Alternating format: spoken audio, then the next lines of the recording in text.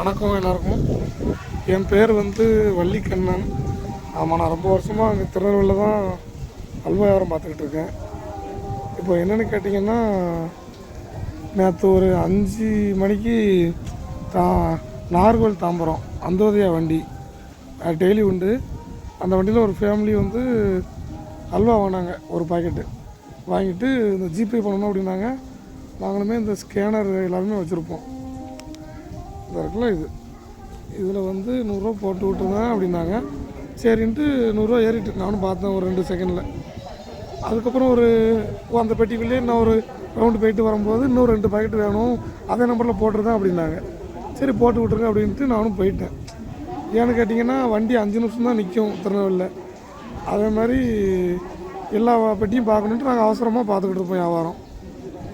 அந்த டயத்தில் சரி யாரையும் மனிதன் எல்லாருமே நம்பிக்கையாக ஏற்றி விட்ருவாங்க காசு அப்படின்ட்டு தான் போவோம்.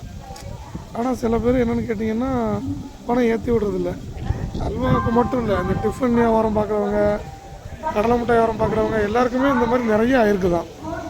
என்ன சொல்ல வரோம்னா, அந்த 200 ரூபாய்க்காண்டி தான் நாங்கள் காலையிலேருந்து சாயந்தரம் வரைக்கும் ரொம்ப கஷ்டப்பட்டு ஓடுற வண்டியில் ஏறி இறங்கி வியாபாரம் பார்த்துக்கிட்டு இருக்கோம்.